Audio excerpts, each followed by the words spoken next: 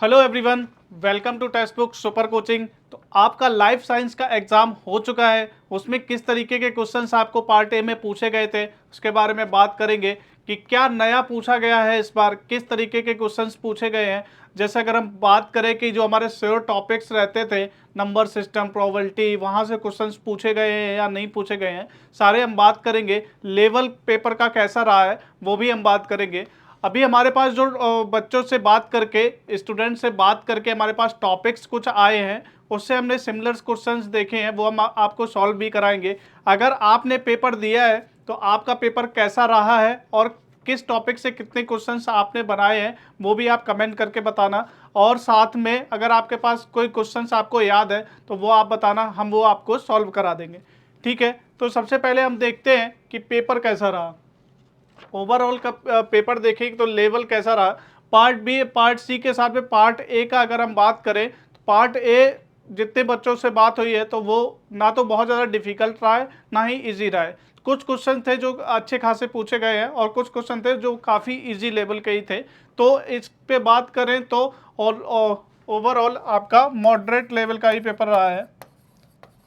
Moderate level का ही paper आया है। अगर प्रीवियस ट्रेंड्स देखें तो कई बार क्वेश्चंस काफ़ी इजी पूछे गए हैं। मैंने आपको क्लास में सॉल्व कराए हैं प्रीवियस ईयर के क्वेश्चन, तो काफ़ी इजी क्वेश्चंस पूछे जाते हैं। तो इस बार थोड़ा सा मॉडरेट लेवल का रहा है।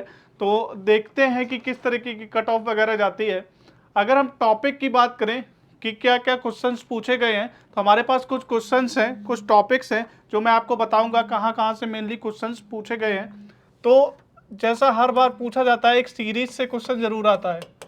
तो बच्चों से बात करके पता चला है सीरीज से भी क्वेश्चन पूछा गया है। आपको यहाँ पे एक सीरीज दी गई होती है, वहाँ पे आपको नेक्स्ट नंबर पूछ लिया जाता है कि आगे क्या नंबर कौन सा होगा। इस तरीके का क्वेश्चन भी पूछा गया है। एंड एक पाई चार्ट था, वहाँ पे परसेंटेज कॉन्सेप्ट बेस्ड पे क्वेश्चन पूछा गया है। परसेंटेज के कॉन्सेप्ट बेस्ड पे क्वेश्चन पूछा गया है। तो एक ये क्वेश्चन भी निकल के आया है। Speed, time and distance, speed, time and distance से भी क्वेश्चन देखने को मिला है। और अगर बात करें सीटिंग अरेंजमेंट, सीटिंग अरेंजमेंट से बच्चों से पता चला है कि दो क्वेश्चन पूछे गए थे। एक क्वेश्चन आपको पूछा गया था कि आप एक स्ट्रेट रो में बैठे हुए हैं और एक सर्कुलर वाला भी पूछा गया था। तो जितना पता चला है कि उसके अकॉर्डिंग सीटिंग अरेंजमेंट से दो क्वेश्चन पूछे गए थे, 2 क्वेश्चंस पूछे गए थे। और जो टॉपिक है, एक फैमिली की इनकम और एक्सपेंडिचर दिया गया था, उससे रिलेटेड क्वेश्चन भी पूछा गया था।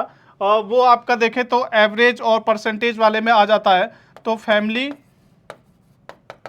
के income and expenditure based question भी पूछा गया था।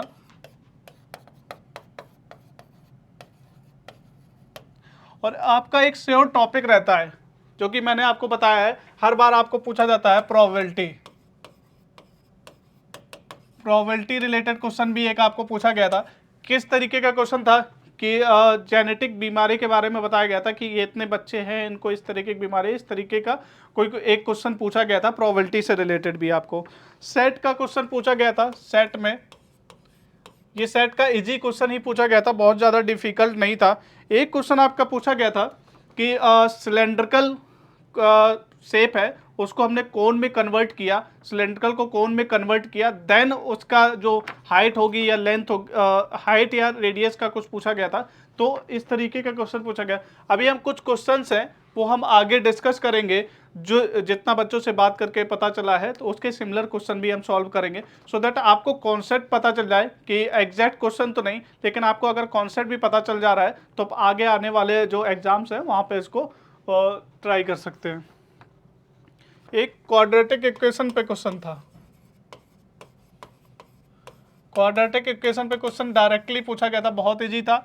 उसमें एक इक्वेशन दी गई थी और वहाँ पे आपको रूट्स निकालने के लिए बोला था कि इसके रूट्स क्या होंगे।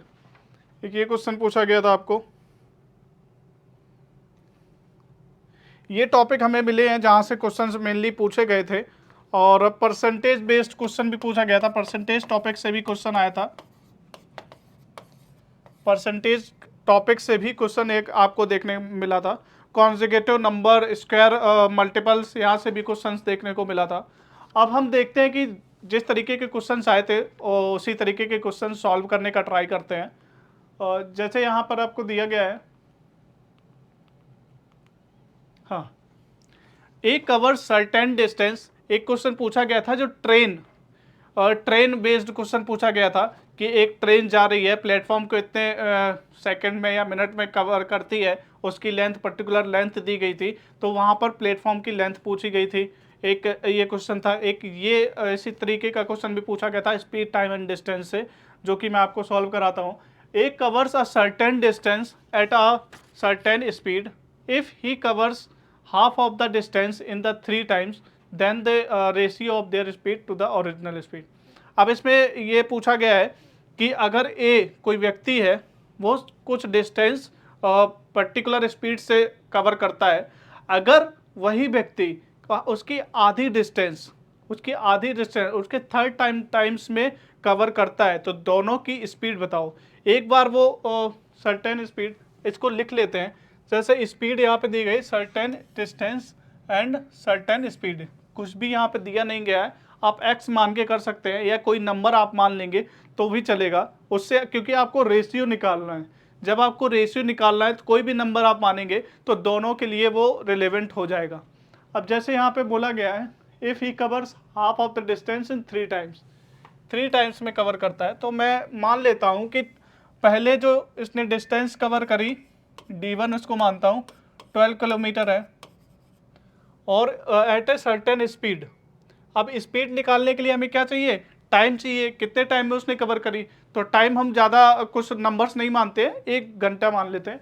तो 1 घंटे में अगर स्पीड है तो 12 किलोमीटर पर आवर हो जाएगा आपका, क्योंकि हमने जो डिस्टेंस मानी है 12 किलोमीटर मानी है, ये 12 किलोमीटर पर आवर हो गया। अब क्या बोला गया है, if he covers half of the distance इसकी हाफ हो गई, d2 इसका क्या हो गया 12/2, 6 kilometre, half of the distance और then the ratio of the speed, और डिस्टेंस जो टाइम लग रहा है, जो यहाँ पे टाइम लग रहा है t2 की बात करें तो t1 से 3 टाइम्स लग रहा है। तो यहाँ पे पहले हम t1 निकाल लेते हैं। यहाँ से अगर देखेंगे speed equal to distance upon time, तो यहाँ से अगर हम टाइम निकालेंगे s1 इसको 1 कर देते हैं, तो t1 अगर निकालेंगे तो कितना आ जाएगा d1, और सॉरी निकालने की नीड ही नहीं है क्योंकि हमने ऑलरेडी माना हुआ था एक घंटे, ऑलरेडी 1 ही घंटे माना हुआ था, तो इसका आ जाएगा 3 आवर आ जाएगा, इसका जो टाइम होगा वो 3 आवर आ जाएगा। अब हमें दोनों का रेशियो निकालना है, तो रेशियो निकालने के लिए s1 तो है हमारे पास, s2 हम निकाल लेते हैं। s2 क्या हो जाएगा distance upon d2 upon t2, 6/3 तो 2 किलोमीटर पर आवर, ठीक है 2 किलोमीटर पर आवर। अब हमें पूछा क्या गया है 3 times then the ratio of this speed, मतलब जो बाद वाली स्पीड है उसके रिस्पेक्ट में पहले वाले पूछे गए हैं, तो हमारा क्या आएगा s2 अपॉन s1 पूछा गया है। s2 हमारा कितना है 2 है, ये हमारा 12 है, 1/6 आ जाएगा, तो s2 रेशियो s1 आपका आ जाएगा 1/6, ये आपका आंसर आ जाएगा। इसी तरीके का क्वेश्चन आपको एग्जाम में पूछा गया था, ठीक है। नेक्स्ट क्वेश्चन देखते हैं, a train of the length, जो ट्रेन वाला क्वेश्चन था वो भी पूछा गया था आपका एग्जाम में। A train of a length ऑफ 120 मीटर, ट्रेन का लेंथ आपका क्या है 120 मीटर, साथ में ही लिखते जाइए आपको टाइम कम लगेगा। Running at a speed of 108 kilometre per hour, speed आपकी क्या होगी 108 किलोमीटर पर आवर। अब आप देख रहे होंगे ये किलोमीटर पर आवर में दिया गया, ये 120 मीटर में दिया गया, तो इसको कन्वर्ट करना पड़ेगा आपको। तो 108 आपको बताया था 5/18 से मल्टीप्लाई कर लेते हैं, मीटर पर सेकंड में कन्वर्ट करने के लिए 6 × 5 तो 30 मीटर पर सेकंड आपका आ गया।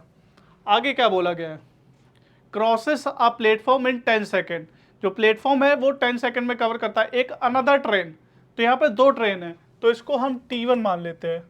T1 ट्रेन की जो लेंथ है वो ये हो गई, उसकी स्पीड आपकी s1 हो गई। अब नेक्स्ट बोला गया another train is running at a speed of 198 kilometre per hour, तो दूसरी ट्रेन है उसकी स्पीड 198 किलोमीटर पर आवर है। इसको भी कन्वर्ट कर लेते हैं, 198 इंटू 5/18, 55 मीटर पर सेकंड आ गया। तो ये हो गया। At a speed of 198 kilometre per hour crosses the same platform in 6 second, what is the length of the other train. अब पूरा क्वेश्चन पहले समझते हैं। एक ट्रेन है जिसकी लेंथ हमें दी गई है और वो प्लेटफॉर्म को 10 सेकंड में क्रॉस करती है, 10 सेकंड में क्रॉस करती है। दूसरी जो ट्रेन है जिसकी स्पीड दी गई है और वो प्लेटफॉर्म को 6 सेकंड में कवर करती है। What is the length of the other train, other train की हमें लेंथ बतानी है। अब यहाँ पे दोनों में प्लेटफॉर्म की लेंथ हमें नहीं पता है, तो हम सबसे पहले देखेंगे कि जो ट्रेन है S1 जिसकी जो T1 ट्रेन है आपकी, उसकी लेंथ 120 मीटर है और S1 उसकी स्पीड है। तो देखेंगे ये S1 जो है वो 10 सेकंड में, जो 10 सेकंड बोला गया कितना डिस्टेंस कवर करती है। तो डिस्टेंस इक्वल टू क्या होता है, S1 into T1। Distance equal to speed into time हो जाता है। तो डिस्टेंस कितना कवर करती है तो हमें पता चल जाएगा, 30 इंटू 10, 300 मीटर कवर करती है। तो 300 मीटर यहाँ पे कवर कर रही है और इसकी 120 मीटर आप देखेंगे वो लेंथ है, 120 मीटर इसकी लेंथ है। और अगर हम दूसरे की बात करें, ये आपकी क्या आ जाएगी, अगर प्लेटफॉर्म की लेंथ क्या होगा, अब 300 मीटर क्या है वो पहले समझते हैं। 300 मीटर जो ट्रेन 1 थी, जो ट्रेन 1 थी उसने 300 मीटर 10 सेकंड में कवर किया। इसका मतलब उसने क्या क्या कवर किया, अपनी खुद की लेंथ और साथ में जो आपका प्लेटफॉर्म की लेंथ, दोनों कवर किया, तभी तो क्रॉस करेगी। कोई भी प्लेटफॉर्म है आपका, यहाँ पे ट्रेन यहाँ से आ रही है, जब ट्रेन यहाँ से आ रही है इधर जाएगी तो टोटल डिस्टेंस क्या कितनी हो जाएगी, ये कवर होगी आपकी, ठीक है। टोटल डिस्टेंस जो आपकी कवर होगी वो इतनी कवर होगी। तो आपका प्लेटफॉर्म प्लस ट्रेन की लेंथ, तो प्लेटफॉर्म की लेंथ अगर हमें निकालनी हो तो हम ट्रेन की लेंथ माइनस कर देंगे, 300 माइनस 120, तो आपका यहाँ पे 180 मीटर ये आ गई प्लेटफॉर्म की लेंथ। लेकिन हमें पूछा क्या गया है, ट्रेन की लेंथ, जो दूसरी ट्रेन है उसकी लेंथ पूछी गई है। तो यहाँ पे इसकी स्पीड हमें दी गई है, इसका हम देख लेते हैं और यहाँ पे आपको आंसर तो दिख गया, यहाँ पे सॉल्व कर लेते हैं। 55 मीटर पर सेकंड है और जस्ट अ मिनट,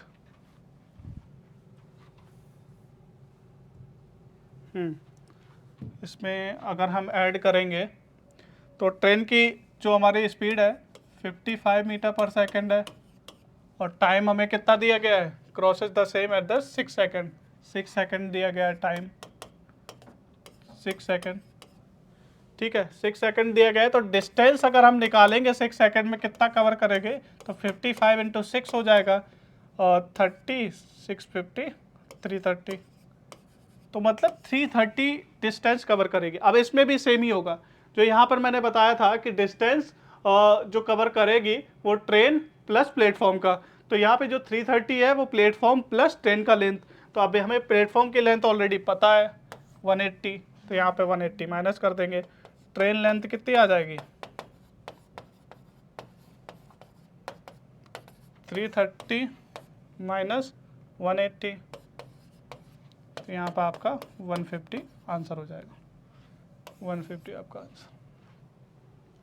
तो इसमें बस कॉन्सेप्ट यही था कि आपका जो लेंथ कवर कर रही है ट्रेन, वो आपका खुद की लेंथ और साथ में प्लेटफॉर्म की लेंथ दोनों कवर करेगी। अगर आपको ये एक ट्रेन थी उसका हमने वहाँ से प्लेटफॉर्म की लेंथ निकाली और फिर दूसरे में उसका ट्रेन की लेंथ निकाल ली, ठीक है। एक ये जो मैंने आपको सीटिंग अरेंजमेंट का क्वेश्चन बताया है कि सीटिंग अरेंजमेंट का भी क्वेश्चन पूछा गया था, तो इसको भी सॉल्व करके देख लेते हैं। एक बार इसको पढ़ेंगे ना आप तो आपको उत्तर बहुत जल्दी मिल जाएगा। रीजन क्या है, 7 पर्सन ABCDEF, 7 लोग हैं, 2 3 4 5 6 7, 7 लोग हैं।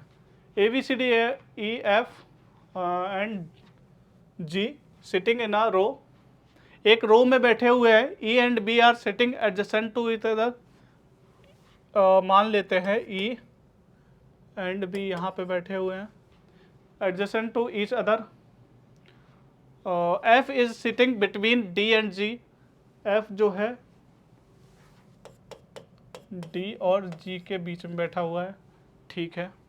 If C is sitting 4 place left of F, F के 4 प्लेस लेफ्ट, 1 2 3 4, यहाँ पे सी हो गया, ठीक है। कुछ इस तरीके की कंडीशन दी गई। Who among of the following can not be sit in the centre. अब हमें ये कंडीशन दी गई है कि ई और एफ के बीच में 4 प्लेस का है, 1 2 3 4। तो यही कंडीशन आपको देखनी है कि अगर एफ को हमने बीच में बैठा दिया तो इसके इस साइड में 3 हो जाएंगे, इस साइड में 3 हो जाएंगे, तो 4th प्लेस पे ये सी हो ही नहीं पाएगा। 4th प्लेस पे आपको सी मिलेगा ही नहीं, चाहे आप यहाँ देख लो चाहे आप यहाँ देख लो। इसलिए एफ को हम बीच में नहीं बैठा सकते हैं। बाकी कंडीशंस हमें और नहीं दी गई हैं, मैं एग्जैक्टली नहीं पता सकता, लेकिन ये वाली कंडीशन हमें दी गई तो इससे पता चल जाएगा एफ को कभी भी हम बीच में नहीं बैठा सकते हैं। तो सीटिंग अरेंजमेंट में भी इस तरीके का आपको क्वेश्चन देखने को मिला था।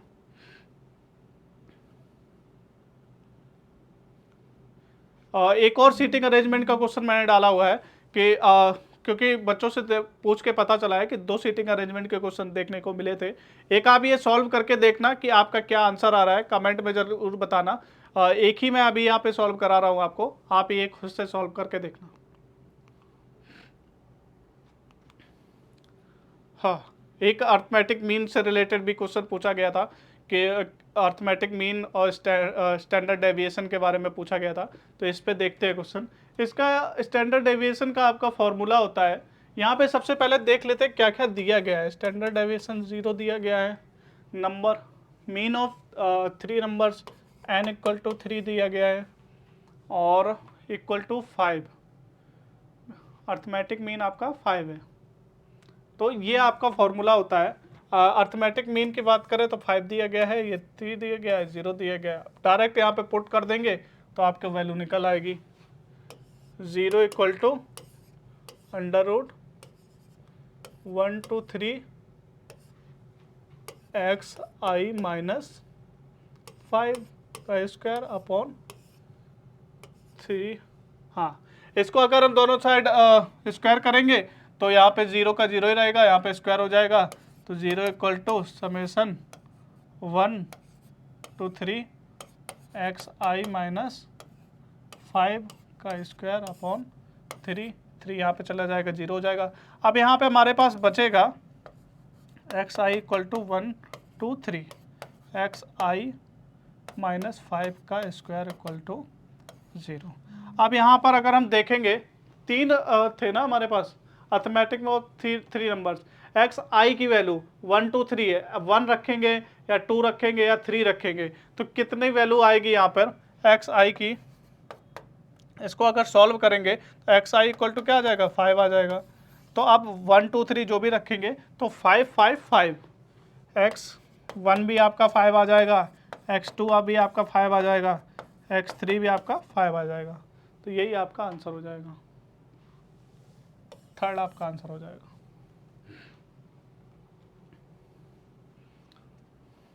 नेक्स्ट क्वेश्चन देखते हैं। The sum of 3 conjugative numbers integers A B C is 15, then the value of a minus 2। अब इस टाइप के क्वेश्चन को आप देखोगे, आप कहोगे यार a का वैल्यू दी गई ना b की दी गई ना c की दी गई, अब ये कैसे निकालेंगे। तो यहाँ पे एक चीज़ दिया गया है, क्या, 3 कॉन्जुगेटिव नंबर। कॉन्जुगेटिव नंबर क्या होता है, वो नंबर जिसमें एक एक हम अगर ऐड करते जाते हैं तो वो कॉन्जुगेटिव नंबर हो गए। जैसे 1 2 3 4, अगर इसमें देखेंगे डिफरेंस 1 का है तो इसमें 1 1 ऐड करते जा रहे हैं तो आपको कॉन्जुगेटिव नंबर्स निकल के आ जाएंगे। ठीक है, इसको सॉल्व करते हैं। कॉन्जुगेटिव नंबर जब भी आप मानते हो ट्राई करिए कि इस तरीके के माने वो कैंसिल आउट हो जाए। कैंसिल आउट कैसे, एक नंबर मैंने माना n-1, दूसरा माना n और थर्ड माना n+1। अब इसका सम दिया गया है 15, तो सम कर लेते हैं भाई, plus n+n+1 equal to 15, 1 1 cancel out, 3n equal to 15, n equal to आपका 5। n इक्वल टू 5 है तो आपके नंबर्स क्या हो जाएंगे 4, 5 एंड 6, ये आपके नंबर हो जाएंगे। तो मतलब ये a हो गया, ये b हो गया और ये c हो गया।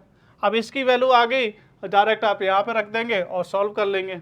a की वैल्यू हम रखेंगे 4 माइनस 2 का स्क्वायर प्लस 5 माइनस 2 का स्क्वायर प्लस 6 माइनस 2 का स्क्वायर।